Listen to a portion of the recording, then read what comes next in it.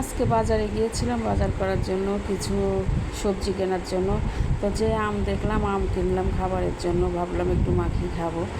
তো কথা না কাজ, তরকারি চুলায় দিয়ে দিয়েছি। তরকারি চুলায় দিয়ে ভাবলাম এখন আমগুলো কেটে নিই। তো বেশি আম কাটবো না, 2টা আম কেটে নিব।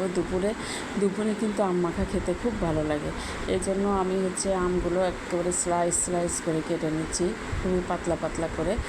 দেখেন আমার কিন্তু আমগুলো কাটা হয়ে গেছে। এখন ধুয়ে নিব। ধুয়ে নিয়ে, ছোটোবেলায় কিন্তু আসলে এভাবে আম মাখা খাওয়া হতো, এত ভালো লাগতো। একেবারে 8-10 জন মিলে যখন খাইতাম তখন এত মজা লাগতো আম খেতে। অনেক বছর খাওয়া হয় না এভাবে। আজকে আবার আমার মেয়ে বললো একটু আমগুলো মাখাও, এই জন্য মাখাতে লাগছি। তো এখানে আমি চিনি, লবণ, ধনিয়া গুঁড়া, মরিচ গুঁড়া এইগুলাই দিয়ে দিচ্ছি, দিয়ে মাখাবো। এরকমভাবে আম মাখিয়ে খেলে কিন্তু ভালোই লাগে, আসলে খুবই ভালো লাগে। এখন সময়ের অভাব, আর ইচ্ছা শক্তিটাও আর নাই, আগের মতো খেতে ইচ্ছা করে না ওইভাবে।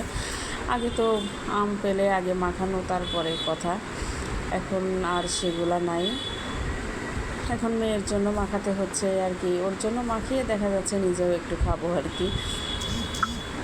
তো আম মাখাটা খেতে এত টেস্টি হয়েছিল, অনেক।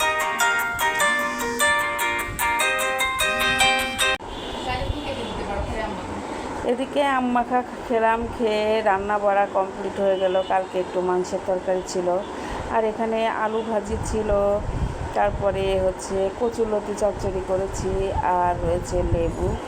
এগুলো আজকে দুপুরের খাবার, যেহেতু তরকারি ছিল সেজন্য আর অন্য তরকারি কিছু রান্না করিনি। আলু ভাজি আর কচুরলতি আর মুরগির তরকারি ছিল, একটু মুরগি রান্না করেছিলাম। এটা দিয়ে আমাদের 3 জনের খাওয়া হয়ে যাবে এখন। তো এখন আমরা দুপুরে খেয়ে নিব। সবাই ভালো থাকবেন, আল্লাহ হাফেজ।